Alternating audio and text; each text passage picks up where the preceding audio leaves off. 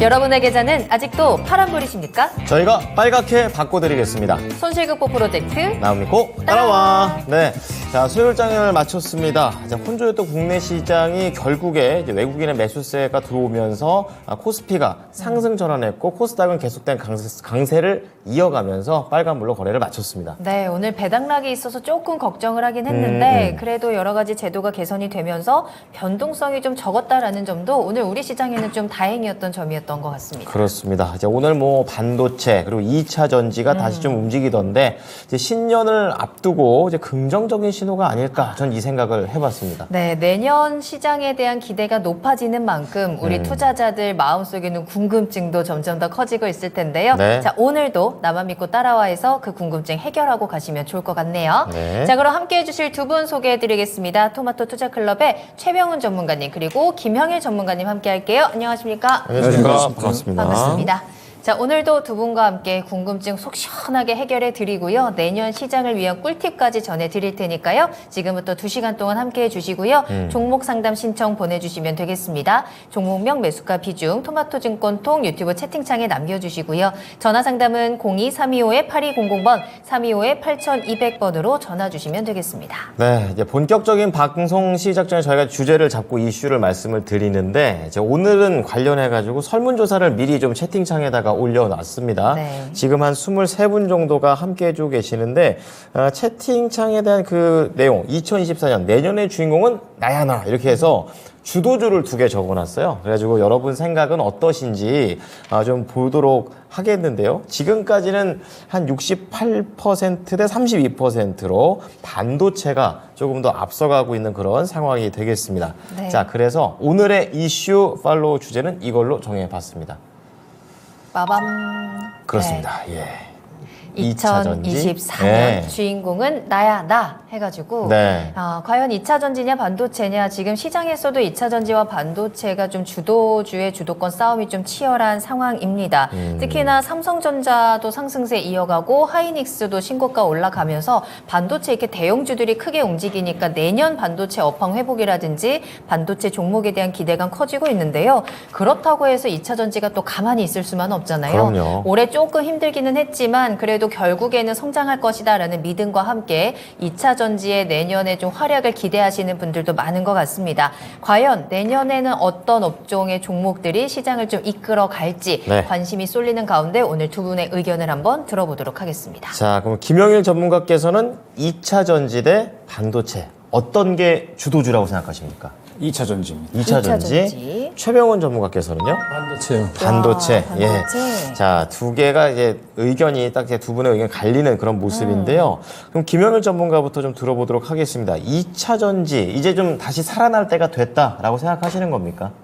살아날 때가 됐는데 네. 조금 더 이제 시간이 필요하다라고는 생각을 해요. 시간이 이제 필요하다라고는 생각을 하는데 결국에 이제 우리가 좀 내년에 생각해 봐야 될 부분이 여기 이제 2024년이잖아요. 예. 그럼 제가 이제 저번 시간에 말씀을 드렸었던 게 2025년이 무언가 새롭게 이 산업군들이 좀 넘어가는 시기, 미래 산업으로 이제 좀 넘어가는 시기, 그러면서 과도기에서 대중화로 초입으로 넘어가는 시기다라고 이제 한번 말씀을 드렸었잖아요. 네. 그러면 이제 그러한 산업군들 내에서 결국에는 가장 기대감을 크게 가져갈 수 있는 섹터 혹은 이제 산업이 또 어딜까라고 하면 지금 현재로서는 가장 기대감이 큰 건 역시나 또 2차 전지가 아닐까라고 이제 생각이 되는 거죠. 그렇군요. 물론 이제 아직까지는 지금 이제 2차 전지 업황이 살아날 만한 신호들이 많이 보이고 있지는 않습니다. 네. 아무래도 지금 뭐 최근에 뭐 리튬 값도 여전히 계속 내리막이거든요. 지금 최근에 이제 리튬 값을 한번 봤더니 작년 12월 대비했을 때 리튬 값이 6분의 1 수준으로 떨어진 상황이에요.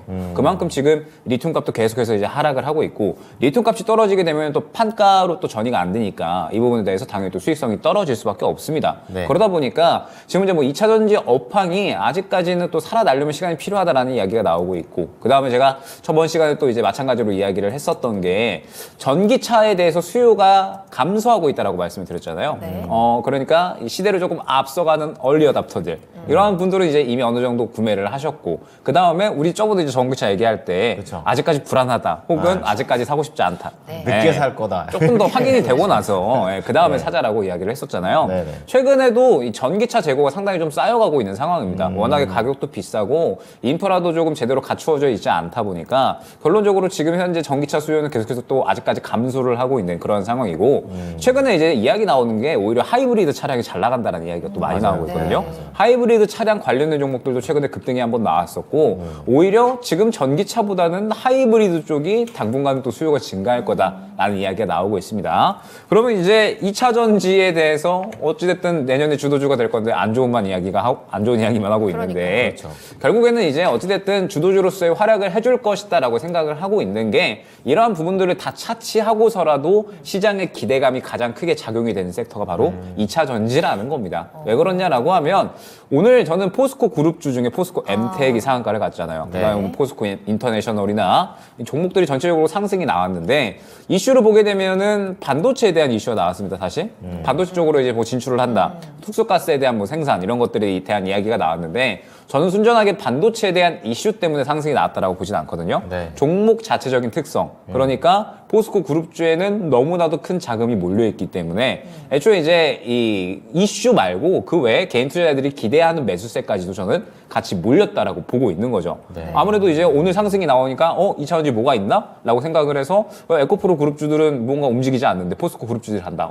그럼 포스코 그룹주 무언가 2차 전지 쪽에 호재가 있나라고 생각을 해서 매수세가 들어온 부분도 저는 분명히 있을 거라고 생각을 하거든요. 네. 그만큼 지금 현재 이 시장에서 2차 전지에 대한 기대감이 저는 어마어마하다라고 생각을 하고 있습니다. 그러면 내년이 굉장히 이제 중요하다라고 말씀을 드렸던 게 지금 전기차는 내실을 다시는 시기고 그다음에 과도화해서 1차 대중화로 넘어가는 시기다라고 말씀을 드렸었습니다. 그럼 지금 현재 과도기 시기에서는 결론적으로 이제 이 전기차에 대한 수요를 확 끌어올릴 수 있는 기대감이 형성이 되어야 돼요. 그러면 이제 뭐 가격이 낮아진다라든지 인프라가 빠르게 확충이 된다라든지 이러한 이야기들이 나와 주어야 되는데 최근에 테슬라에서 가장 신경 쓰고 있는 게 아무래도 반값 전기차에 대한 부분이잖아요. 맞아요. 그러면 결론적으로 봤을 때 지금 이미 전기차 업계는 이러한 과도기를 저는 어느 정도 예상을 하지 않았을까라고 생각을 해요. 그러면서 과도기를 어느 정도 이제 예상을 했다라고 했을 때 이 과도기를 잘 넘어가기만 하면 시장에서는 기대감이 다시 한번 어마어마하게 폭발을 하면서 2차 전지 종목들이 또 큰 상승이 나올 수 있다라고 저는 생각을 하거든요.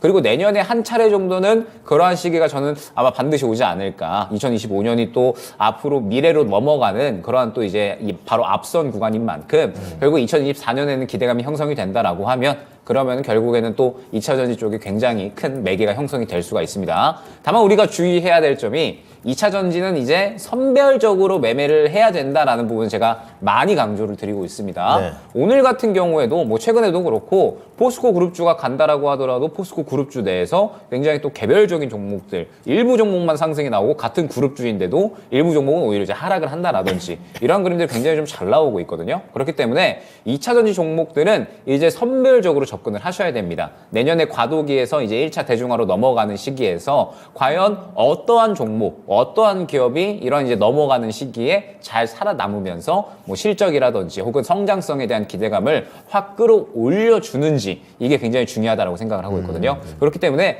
그러한 종목을 잘 픽하면 그 종목 하나만으로도 아마 또 내년에 한 해 농사는 뭐 여러분들이 뭐 끝나지 않을까 이렇게 생각이 됩니다. 네. 그래요. 잘 키운 2차 전지 종목 하나로 내년을 좀 든든하게 농사를 잘 지을 수 있을지 궁금해지는데 네. 근데 말씀하신 걸 들어보면 어쨌든 2차 전지가 그런 과도기를 지나는 데는 어느 정도 시간이 필요한 거잖아요. 그쵸. 지금 당장 2차 전지 종목들이 갑자기 살아날 수는 없을 것 같고 지금 2차 전지가 어쨌든 또 많이 조정을 받아 있는 상황이에요. 그러면 지금 시점에서 2차 전지를 조금씩 모아 가야 되는 건지 아니면 이때쯤에 2차 전지를 사야 된다라는 그 신호, 시그널을 어떻게 타이밍을 잡을 수 있어요? 요거는 제가 항상 많이 강조를 드렸지만 수급? 그렇죠. 네. 최근에 2차 전지에 대해서 제가 뭐 차트를 잠깐 이제 잡아주시면 좋을 네. 것 같아요. 2차 전지에 대해서는 저는 정말 이제 동일하게 계속 말씀을 드리고 있는데 매물 구간이 예전과 다르게 많이 쌓여버렸다라고 저는 상당히 많이 말씀을 드렸습니다. 그러면 결론적으로 2차 전지가 찐 상승이 나오려면 앞선 구간을 소화해주는 강한 수급의 움직임이 나와 주어야 되는데 네. 최근에 그런 움직임들이 나오고 있지 않다 보니까 결국에는 이 매물 구간에서 더 이상 힘을 받아주지 못하고 상승이 나오지 못하고 있는 거거든요. 그런데 이에 대해서 이제 최근에 약간은 반대되는 움직임을 보였던 게 포스코 DX다라는 걸 많이 말씀을 드리고 있습니다. 포스코 DX 같은 경우에는 제가 원했던 그림이 어느 정도 나온 종목이라고 보시면 될 것 같아요. 지금 보게 되면 앞선 구간에 매물이 없는 상태에서 수급적인 부분을 굉장히 잘 받아줬죠. 앞선 구간에서 들어왔었던 수급 이상만큼의 힘이 들어왔기 때문에 이 수급을 기반으로 해서 상승이 잘 나온 거고요. 그 다음에 최근에 뭐 LNF 같은 경우도 마찬가지입니다. LNF 같은 경우에도 보게 되면 제가 이제 예전에 한번 요 구간에 한번 추천을 드렸었잖아요. 그러면 결론적으로 바닥 잡아주면서 앞선 구간 이상만큼의 힘이 들어와 줬고, 그러면서 이 매물대를 이겨낼 만한 힘이 들어와 줬기 때문에 상승이 나왔다라고 보시면 되는 겁니다. 그렇기 때문에 지금 2차전지는 완전하게 선별적으로 접근을 하셔야 된다라는 거예요. 지금 종목들 중에 2차전지 종목들이 전체적으로 다 올라가는 게 아니라 수급 잘 받아주고 매물대가 없는 혹은 소화한 종목들이 상승이 잘 나오고 있거든요. 그렇기 때문에 앞으로 2차전지 종목들을 보실 때에는 이제는 선별적으로 매물대를 잘 소화해주면서 수급이 잘 들어간 종목이 어떠한 종목이 있는지 요거를 보시면서 판단을 해보시면 좋을 것 같습니다. 네. 자, 그러면 김영일 전문가께서 이제 2차전지와 관련해서 쭉 얘기해 주셨고요. 이번엔 최병훈 전문가께서는 반도체다 이렇게 얘기하고 있는데 저도 사실은 반도체가 좀 더 좋을 것 같다는 생각을 하거든요. 네, 어떻습니까? 주도주가 되려면 네. 신고가를 뚫고 가야 됩니다. 기본적으로. 그러면 2차 전지가 포스코홀딩스랑 포스코 푸침, 에코비엠이 내년도 사상 고점을 돌파할까? 할 수 있나? 그러면 저는 감히 수익이 줄어드는 과정에서는 쉽지 않다. 그게 나올 수가 없거든요. 네. 일반적으로.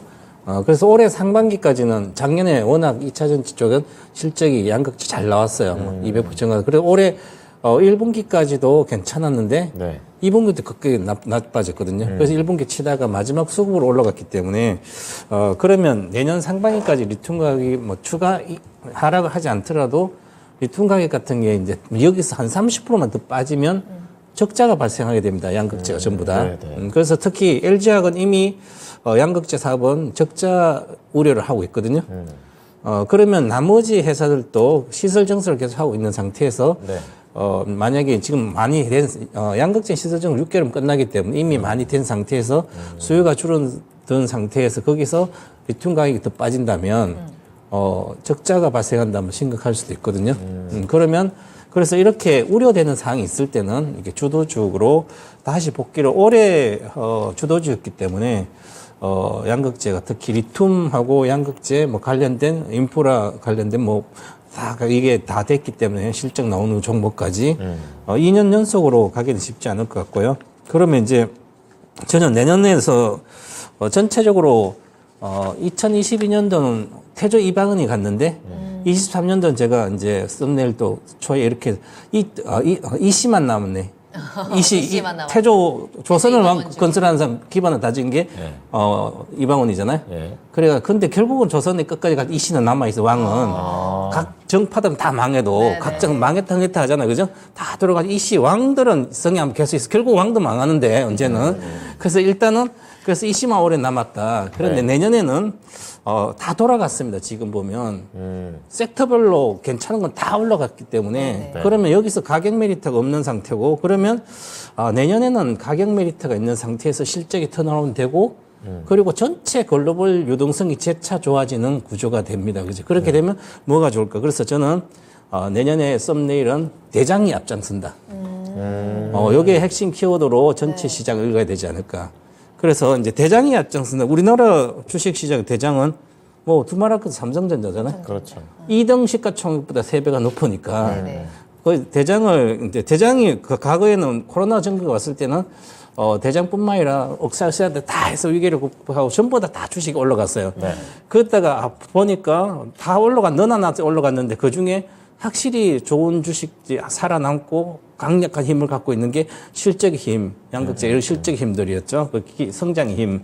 그러다가 이제 대장이 물러나 있다가 이제 대장이 다들 이제 뭐 끝났기 때문에 한 이제 바퀴 다시 돌고. 한 바퀴 돌고 이제 대장이 나서서 전체 시장을 좀 이끌 걸로 보입니다. 그래서 이게 왜 근거는 미국 ISM 제조업 지수가 지금 45.5에서 12월 1일 날 발표된 거는 48.3까지 왔거든요. 네. 네. 그럼 50이 돌파를 하면 확장세입니다. 그렇죠. 경기가. 그래서 조만간 나올 걸로 보이고 그다음에 이제 금리도 빠지고 있는 상태에서 실질금리 4% 이하로 나온 상태에서 물가도 이제 핵심 코어 그 CPI가 3% 이하로 가면 우리가 이제 고성장 시대, 성장을 했던 시대에 그때는 이제 정책금리 뭐 CPI가 한 3%가 목표였어요.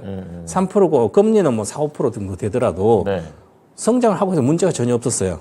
근데 지금은 목표 물가 2% 딱 해놓으니까 지금 3% 나와도 2% 근처에 해서 가도 이게 아직 목표가 안 됐다고 하지만 금리도 3.5%가 내릴까 보이는데 그러면 미국은 이 정도 가지고 있어도 실업률도 4% 이상이 안 가기 때문에 네. 안 탄탄하거든 경기가. 네. 그런 상태에서 금리가 인하를 되면 이게 유동성이 1년 만에 급격히 금리를 올려서 줄이려고 그랬는데 실제로 안 줄은 거예요. 이게 무슨 얘기냐면 오늘 나왔듯이 토마토 TV 아침에 뭐 이야기 하시더라고 보니까 미국의 주택이 네. 매물이 안 나오는 거예요. 주택이 고금리가 되면 네. 집을 샀단 말이야. 우리처럼 만약 사면 미국은 뭐 아마 안 사죠. 사가지고 금리 부담이 되면 나와야 될 거 아니에요. 경기도 나빠지고. 근데 경기가 좋다 안 나온 게 옛날에 과거에 금리가 쌀 때 1%대 집을 많이 샀거든요. 네. 그러니까 쌀 때 사놔가지고 이자 부담이 덜한 거예요. 고정금리로 가는 분들은. 그런 상태이기 때문에 또 장기니까 얘들은 빌려도. 장기로 빌렸으니까 안 팔아도 이자 부담하고 충분히 지금 소비, 가치 홍수 되는 거예요. 요즘 매매가 그건 나오지를 않으니까 물량이. 네, 맞아요. 주택에 안 빠지는 게 가격 지수가. 그렇죠. 그래서 잘 안 빠지고 있으니까 매물화가 안 되니까 사고 싶은 사람은 있는데 그다음 공급은 잘 안 공급이 되고 없는 거죠. 네. 그러니까 이 전체적으로 보면 괜찮은 거죠 이게. 그러면 주택이 가격이 안 빠지면 소비에 대한 심리는 괜찮거든요. 뭐 부동산이 어떤 뭐 10억 부동 20억 되면 개인들 돈 벌었다 해서 막 쓰잖아요. 네네. 그래서 부동산 원래 주식도 마찬가지지만 그래서 미국은 심리가 좋은 상태다 이런기 때문에 그리고 이제 우리나라 지수가 갈 때는 이 미국의 ISM 제조업 지표가 추세적으로 갈 때는 우리 코스피가 갑니다. 광세로 대형주가. 왜냐하면 ISM 제조업 지표 우리 과거에 지금은 이제 투자자들이 잘 모를 텐데 과거에 이제 우리가 수출 GDP 수출 증가율이 1등이 수출 규모가 1등이 미국이었어요. 그래서 중국이 성장하면서 중국이 1등이 됐는데 네. 이제 중국을 중국이 이제 성장 못하니까 안 되고 이제 미국이 1등이 돼 우리나라 수출이 이제 돌파했어요 이번에. 그럼 미국이 그 수출 우리나라 규모가 1등일 때는 항상 ISM 지수랑 우리 코스피가 동행을 했습니다. 수출적. 그래서 지금 그런 상태가 다시 돌아왔기 때문에 지금 ISM 제조업 지수 우상향 중이고요. 그 다음에 반도체 수출 증가율을 봤더니 12월 지금 20일 동안 19.2%나 증가됐습니다. 우리가 수출의 가장 큰 규모가 반도체인데 반도체가 수출이 증가가 됐다면 전체 우리나라 수출이 증가되는 거예요. 그렇죠. 만약 우리 수출 증가율하고 또 코스피 지수가 동행을 해요. 수출 증가율이 15%만 이상 가버리면 전체가 지수가 급등해버렸는데 2017년도에 20%대 가고 나서 지수가 폭등해 버렸거든요.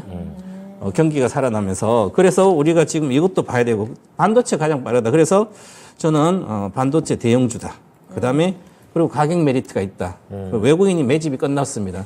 그래서 대형주가 지금 몇 개 외국인하고 기관이 끝없이 매집해놔가지고 이제 폭발시킬 일만 남았기 때문에 이제 이쪽이 강력하다 이렇게 봐야 될 것 같습니다. 그러니까 그 대형주라는 거는 삼성전자, SK하이닉스. 제가 2020년 유망 산업하고 있을 때 배워야 산다고 해드렸는데 그 4개 종목하고 추가 한두 개가 우리나라 빅7 정도 미국의 메가니피센터 7개 있잖아요. 우리나라도 내년에 그런 게 탄생될 걸 보여요. 그럼 그래서 그거 중심으로. 세계는 돌고 돕니다. 돌고 도는 거군요. 그러면 이제 뭐 HBM이나 뭐 온디바이스 AI 뭐 저는 이런 삼성전자가 보다. 하이닉스가 아니라 삼성전자다. TSMC 비머버가 아니라 삼성전자다. 온 디바이스 관련된 새로운 이제 IT가 나오니까. 그렇군요. 좋습니다. 자, 그러면 이쯤에서 우리 시청자분들은 어떻게 생각하고 계시는지 투표 결과를 좀 열어보면 어떨까 네. 싶은데 네. 자 2024년 주인공은 2차 전지와 반도체 이 둘 중에 시청자분들은 어느 쪽으로 투표를 더 많이 해주셨을까요? 한번 그 결과를 공개해 보겠습니다. 현재 지금 투표 진행 상황 보니까요. 그래도 거의 비슷하게 나왔네요. 74표에다가 2차 전지 45%, 반도체 55%. 이게 만약에 올해 연초에 만약 이런 걸 했었더라면 아마 2차전지가 완전히 압도적이었을 바뀌었을 것 거예요. 같은데 맞아요. 이제 반도체 치고 올라오는 것 같아요. 확실히 예. 반도체. 근데 투표 초반에만 해도 반도체에 조금 쏠리는가 싶더니 2차 전지 쪽으로도 많은 시청자분들이 힘을 실어 주셨습니다. 네. 그러면서 채팅창에서 아니 그러면은 2차 전지 반도체 어떤 종목 담아야 되나요? 라고 그렇죠. 질문도 올려주시는데 그에 대한 힌트는 오늘 제가 히든 카드를 보니까 네, 그쪽에서 있죠. 하나씩 가져오셨더라고요. 2부까지? 히든 카드까지 네 끝까지 함께 하시면 종목들까지 얻어 가실 수 있을 것 같아요. 자, 그러면은 이제 2차 전자고 반도체에 대한 그런 매력 포인트들을 좀 알아봤고 그럼 내년에 이제 다크호스가 될 수 있는 섹터를 좀 다크호스로. 물어보는 것도 좋을 것 같습니다. 네. 자, 우선 두 분께, 네, 동시에 김영일 한번 전문가께서는 여쭤볼까요? 네. 어떤 섹터를 보십니까? 성장입니다. 키워드 성장. 네. 그리고 너무 애매한데? 최명훈 전문가님은요? 코스피 200. 대형주. 아니 두 분 다 이렇게 종목을 딱 꼽아주시지. 질문을 그럼 거기다 섹터에다가 종목을 만약에 이거는 내가 좀 더 자세히 보고 있다. 아 그래요? 성장에서 2차 전지입니까? 성장? 아니요, 저는 사실 네. 앞서서 2차 전지 반도체 했잖아요. 네. 그런데 저는 그게 사실 의미가 없다라고 생각을 합니다. 그게 무슨 말입니까? 왜요? 의미가 없다라고 생각을 하냐면 내년에 이 특이성을 좀 생각을 해야 될 것 같아요. 내년 시장의 특성. 그러면 지금 현재 미증시도 한번 생각을 해봐야 될 것 같은데 네. 지금 미증시가 계속해서 올라가고 그러면서 이제 금리 인하 기대감이 차오르는 이유 3월 달에 금리 인하 할 거다. 네. 이렇게 이제 이야기를 하는 게 결국에는 내년까지 고금리를 버틸 수 없을 것이다라는 거잖아요. 경기 침체에 대한 우려감들로 인해서 결론적으로 금리 인하도 빠르게 진행을 할 거다라는 겁니다. 그러면은 우리나라도 한번 생각을 해봐야 될 것 같은데 우리나라도 지금 현재 금리가 한계 상황에 도달을 해 있다라는 그런 이야기들이 상당히 많거든요. 그러면 지금 현재 기업들이 워낙에 이제 또 금리에 대한 부담감이라든지 경기에 대한 부분들 지금 성장을 못 하고 있습니다. 우리나라도. 네. 그렇기 때문에 결론적으로 지금 우리나라 같은 경우에도 수익성이 막 올라올 수 있는 기업은 저는 많지 않다라고 생각을 하고 있어요. 그러면은 내년 같은 경우에는 어찌됐든 고금리가 계속해서 유지가 될 것이다라고 생각을 하고 있기 때문에 고금리가 유지가 되는 상황에서 수익성이 무언가 드라마틱하게 뛰어오를 수 있는 기업이 없다라고 한다면 결국에는 기대감이라는 키워드밖에는 우리가 내년에는 기대를 할 수 없다라는 거죠. 그러면 결국에 봤을 때 지금 반도체 같은 경우에도 상승 나오는 종목군들 하면은 결국 기존의 종목들 말고 CXL이나 혹은 이제 이 하이엔드 뭐 기판이라든지 내년 혹은 내후년 앞으로 꾸준하게 좋아질 수 있을 성장할 수 있을 만한 키워드를 갖고 있는 종목들이 상승이 나오고 있는 거고 네. 2차 전지 같은 경우에도 결론적으로 오늘 포스코 그룹주가 이제 왜 갔느냐 2차 전지 이슈가 아니지만 결론적으로 반도체까지 한다라고 하니까 이거 더 좋아지는 거 아니야? 약간 이러한 기대감들 그러니까 보셨군요. 종목들이 상승이 나오는 건 다 이 성장이라는 키워드에 맞추어서 상승이 나오고 있는 겁니다. 그렇기 때문에 내년에는 뭐 비단 2차 전지나 반도체뿐만이 아니에요. 이 두 가지 섹터 제외하고 성장이라는 키워드를 갖고 있는 종목들이 굉장히 많잖아요. 뭐 예를 들어서 이제 내년부터 또 OLED가 작용되는 또 이제 애플 패드가 나올 거니까. 네. 뭐 당연히 OLED 같은 경우에도 성장에 대한 기대감이 나타날 수가 있는 거고. 지금 로봇 같은 경우에도 뭐 자율주행 로봇이라든지 오늘 흐름 굉장히 좋았죠. 자율주행 로봇에 대한 새로운 법안 나왔죠. 그다음에 협동 로봇 실질적으로 이제 상용화가 아예 되어버리고 있죠. 그렇기 때문에 로봇도 좋을 수가 있는 거죠.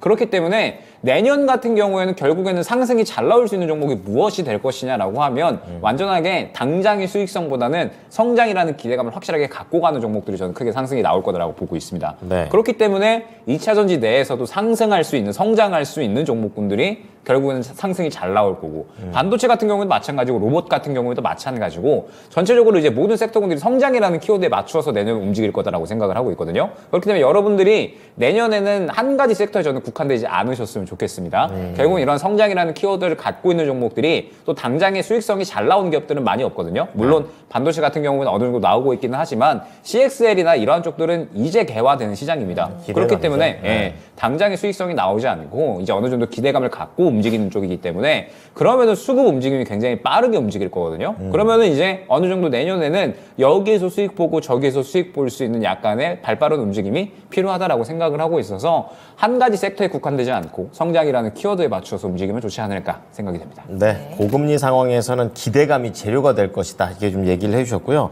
최병훈 전문가는 이제 코스피 200입니다. 이거 조금만 좀 좁혀주세요. 네. 아까 이제 반도체가 주인공이다. 네. 그 일명 이제 반도체가 주인공 중에 근데 AI 반도체 쪽이 아니라 이제 삼성전자가 이제 메모리 반 대용주의 반도체 이미 이쪽이 좀 나을 거로 보이고 그래서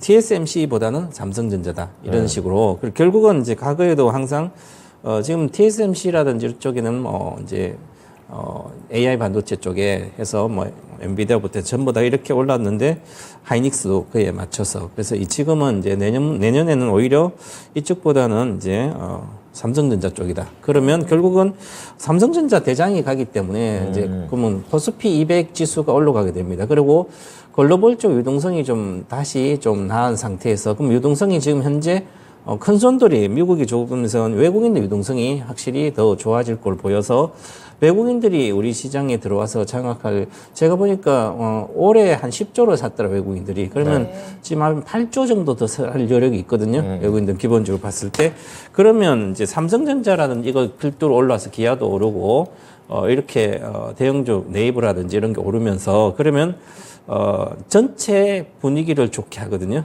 그러면 제일 형님이 힘내서 잘 가면 그 밑에도 심리가 안정돼서 나머지 종목들도 따라가게 되거든요. 그래서 낙폭 가대 종목인 중소형주도 어느 정도 따라갈 거로 보이고 특히 미국 같은 경우도 7개 종목 올해 잘 갔지만 그것도 괜찮은 상태에서 중소형주도 같이 올라가 있거든 지금은. 네. 그러면 S&P 500 그럼 그것도 좋고 그래서 오히려 상승률은 뭐 미국은 S&P 500 주식에 요번에 7개 빼고 나머지 이쪽이 좀 수익률 더 좋을 걸 보이지만 같이 그래도 빅7이 안 빠지는 좀 올라가는 상태. 우리는 그러면 올해는 큰 주식 못 갔거든요. 근데 우리는 지수가 내년에는 좋을 상태이기 때문에 저는 내년 지수를 3,180 정도로 보거든요.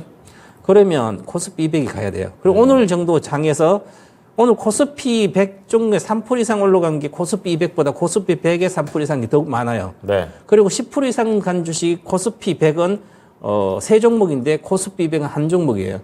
그래서 오늘도 보면 이렇게 코스피 200 쪽이 삼성전자가 지금 다이닉스는 마이너스 가격인데 치면서 전체적으로 오늘은 이제 2차 전지는 어제까지 많이 빠져서 포스코홀딩스 같으면 뭐 한 10% 빠졌으니까 오늘 뭐 15올로 그런 개념이고 나머지 보면 대다수 추세적으로 가는 것은 일단 뭐 오늘 또 올라간 거 보면 코스 100 보면 반도체 2차 전지 그다음에 뭐 시점 요렇게 비슷하게 올라갔어요. 그래서 아마 이쪽은 뭐 다 좋은 분야니까 그래서 저는 코스피 200 중에 확실한 대형주들이 있기 때문에 대형주들은 사면 그냥 집중 올인하면 됩니다. 다 해놔도 그럼 계좌가 올라가거든요. 수익률이. 네, 그래서 소형주도 좋고 내년 좋은 장이다 이렇게 보겠습니다. 네. 자, 오늘 이슈 팔로우는 2024년 주인공은 나야 나 이렇게 해가지고 주도주에 대한 흐름을 좀 봤고요. 김영일 전문가는 성장, 원이 포스코 그룹 쪽 성장세의 상승세에 좀 힌트를 좀 얻어볼 수 있었고요. 최병훈 전문가 역시 한국의 매그니피센트 세븐에 투자하자라는 관점에서 얘기를 해주셨습니다.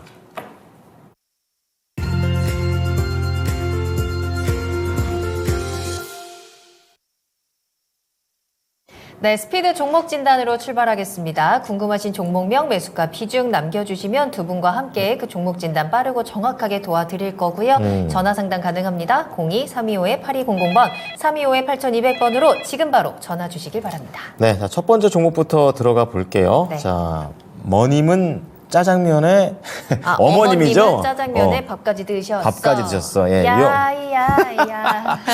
자, 이 어머니는 살아가고. 알겠습니다. 계속 가네.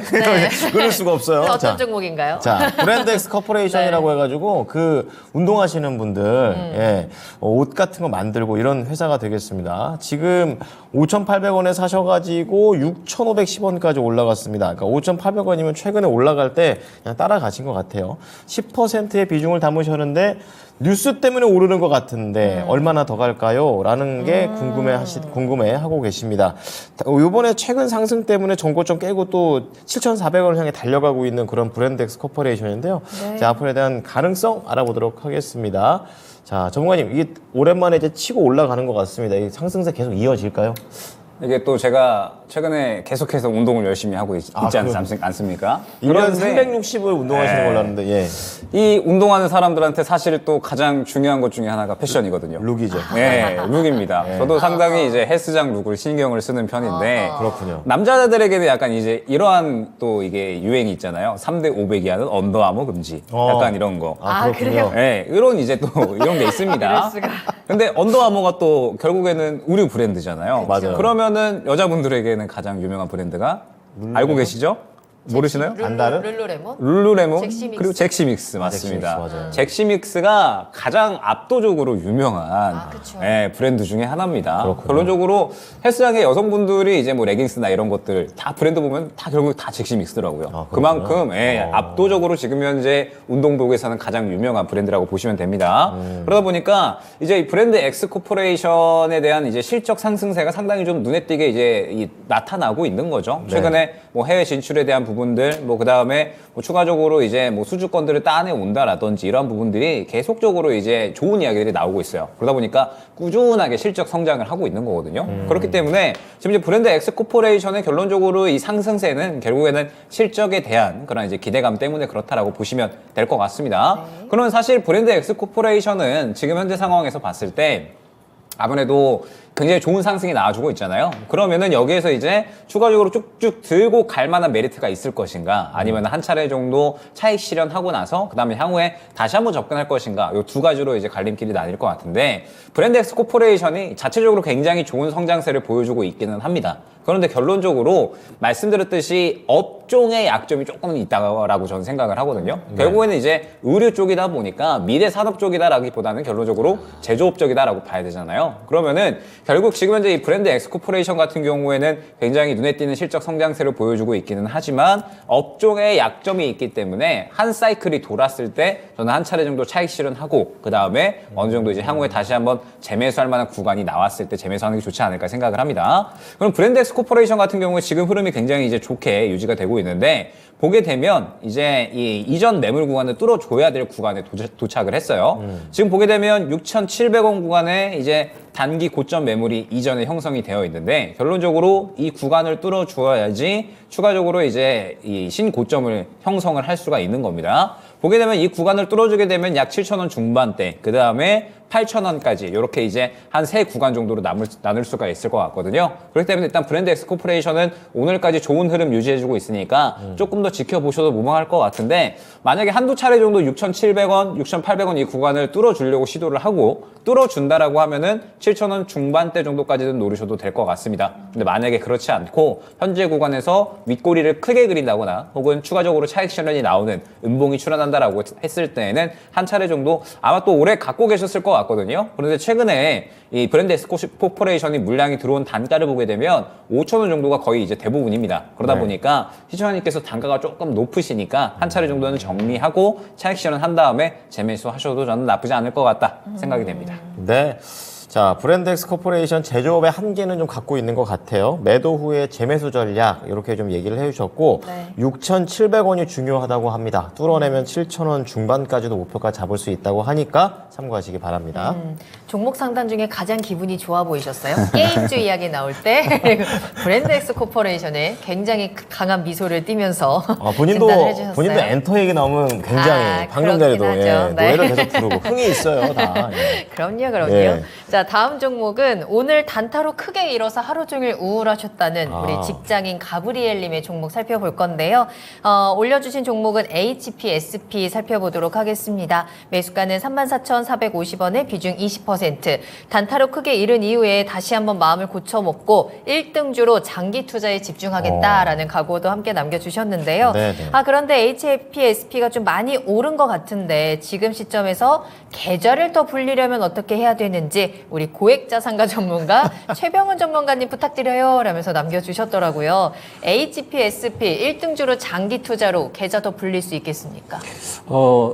만약에 지금 한미반도체 HPSP부터서 이런 쪽에 수익이 중이신 분들은 이제 밑에 많이 수익이 뭐 크게 있으면 좀 들고 있어 봐도 지켜봐도 되지만 비중을 줄여서 삼성전자에 가서 집중적으로 투자하는 게 지금까지 먹을 건도 이익 실현해서 지키고 네. 또 삼성전자 가서 수익이 나니까 그러면 이쪽에서 빠질 염려가 있어도 상관없잖아요. 많이 올랐으니까. 그래서 HPSP 매수 단가를 보면 잘 사셨어요. 횡보하다가 반등할 때 산 것 같은데 네.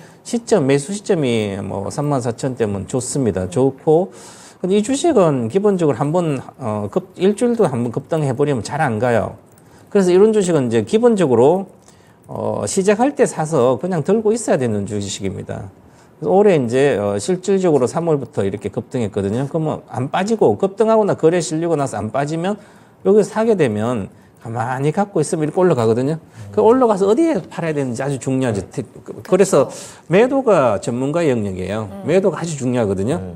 그래서 이거 매도해야 될지 말아야 될지 항상 수익이 많이 났을 때 고민을 해야 되고 그러면 근거가 있어야 되잖아요. 난 어디 그러면 내년에 HPSP는 이제 계속 200단 뭐 이쪽이나 고사양 쪽에서 아주 이제 계속 성장하고 있고 캐파도 늘고 있고 내년부터 계속해서 매출이 늘어요. 늘기 때문에 지금 시가총액 보면 3조 8천억이기 때문에 지금 올해 영업이익에 뭐 한 40배 정도 돼요.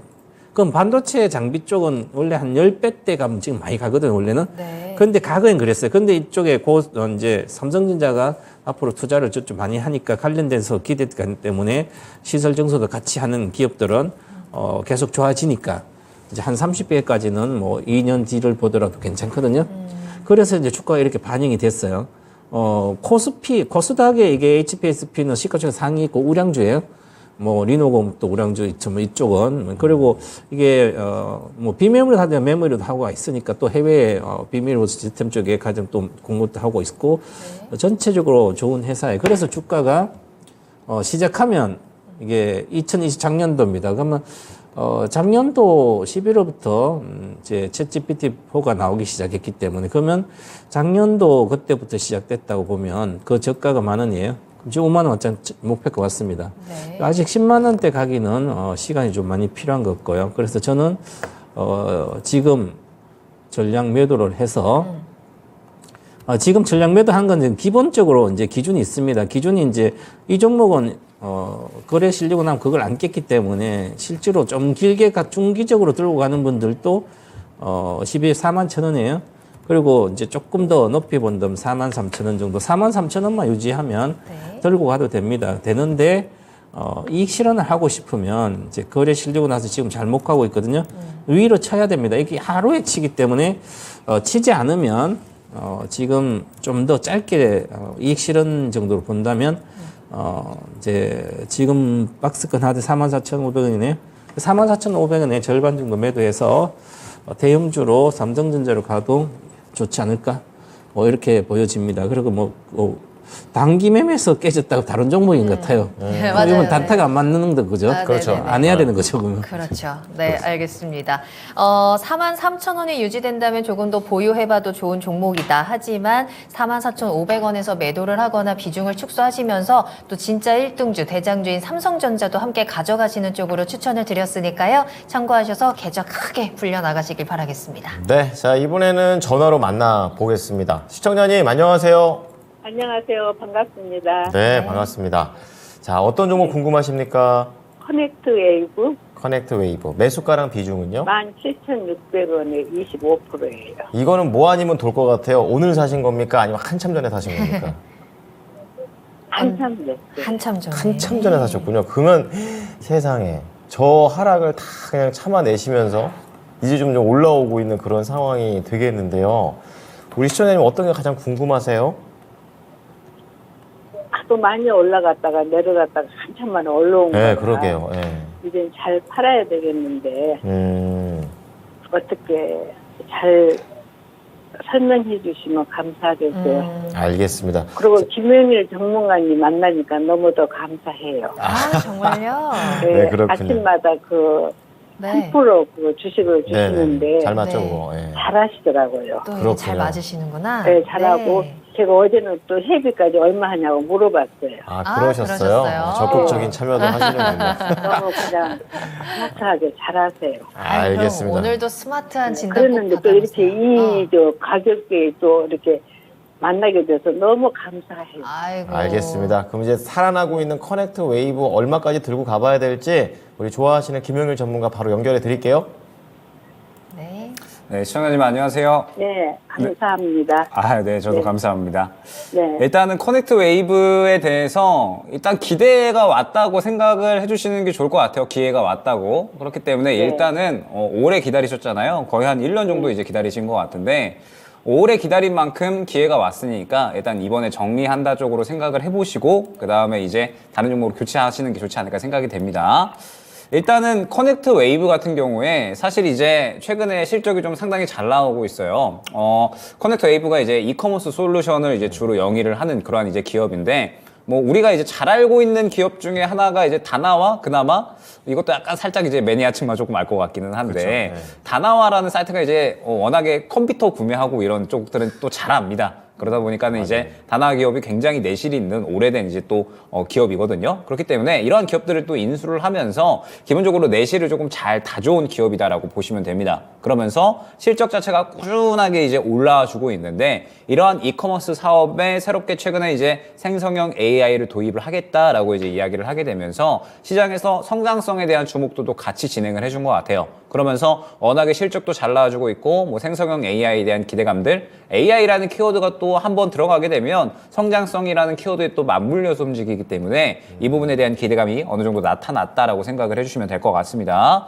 그러면서 이제 이 커넥트 웨이브 같은 경우에 지금 현재 흐름을 보게 되면 사실 오늘까지 굉장히 강한 흐름을 보여줬어요. 최근에 저점에서 굉장히 물량이 잘 들어가 줬고, 이 물량을 기반으로 쭉쭉쭉 이제 상승이 나온 건데, 결론적으로 이 정도까지 올라왔으면 일반적으로는 차익 실현이 나오는 경우가 거의 대부분이거든요. 그런데 오늘의 흐름을 보게 되면 윗꼬리를 얼마 그리지 않은 상태에서 물량이 굉장히 또 마찬가지로 강하게 들어가는 모습을 확인을 할 수가 있었습니다. 즉 커넥트 웨이브 같은 경우에는 현재 위치 많이 올라오기는 했지만 여전히 힘을 밀어주고 있는 구간이다라고 해석을 해주시면 될 것 같아요. 그럼 오늘 윗꼬리 그린 구간이 결론적으로 어디냐라고 했을 때, 일전에 이 구간 있죠? 이 구간에 보게 되면 수급이 어느 정도 들어와 있으면서 매물을 형성해버린 구간이 확인이 되실 겁니다. 지금 정확하게 이 매물 구간에 부딪혀서 윗꼬리를 살짝 그렸다라고 보시면 될 것 같아요. 그러면 이 구간을 뚫어주게 된다라고 했을 때는 2만 원대까지 노릴 수 있는 거고, 만약에 그렇지 않고 차익 실현이 나온다라고 했을 때는 살짝의 또 어느 정도 눌림이 나타날 수가 있다라고 생각을 하거든요.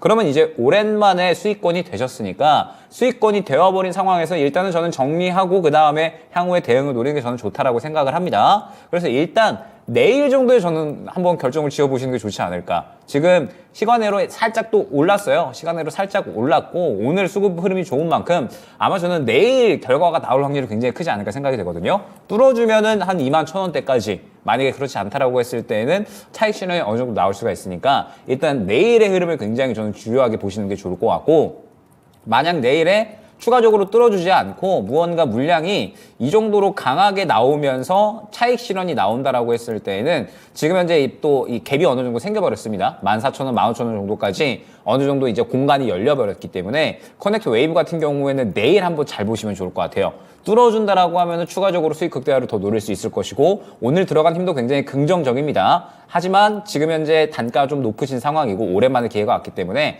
혹시나 차익 실현에 대한 흐름이 나온다라고 한다면 이 종목 같은 경우에는 정리하고 새롭게 또 올라올 수 있는 종목, 아마 제 생각인데 1월 달에 접근할 만한 종목들이 또 많이 나올 것 같거든요. 지금 이제 1월 달 들어서 새롭게 또 시장이 분위기가 바뀔 거고, 올라간 종목들에서 차익 실현 나오면서 수급 들어가는 종목도 굉장히 많을 거니까 새롭게 올라올 수 있는 종목을 한번 교체를 해보시는 게 좋지 않을까 생각이 됩니다. 네, 네, 궁금한 것도 있으세요? 예. 예, 말씀하시죠. 예. 19,500원 선에서 자르면 되겠는가?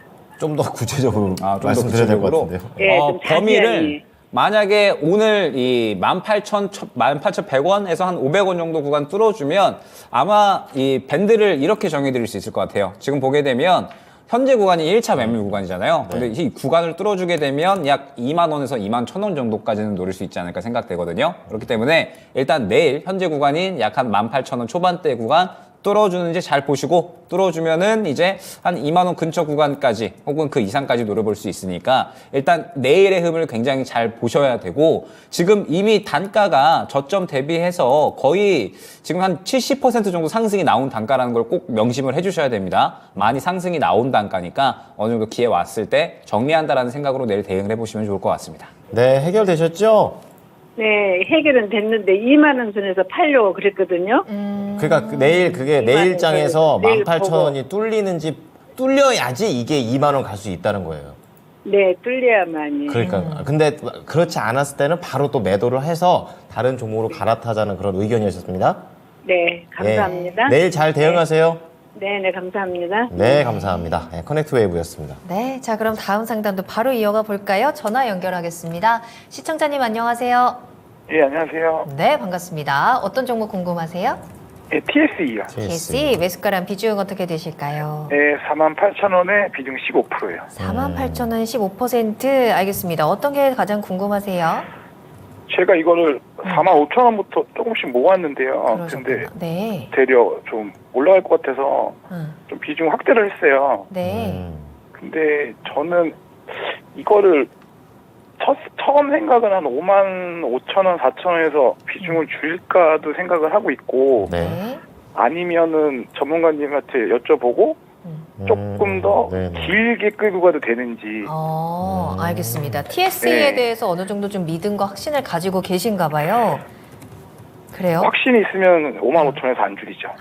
그러네요. 좋은데. 최병훈 전문가님하고 뭔가 맞을 것 같아요. 네, 자, 그러면. 결이 맞아요, 약간. 네, 최병훈 전문가님 연결해 드릴게요. 네, 안녕하십니까, 네. 시청자님. 네, 안녕하세요.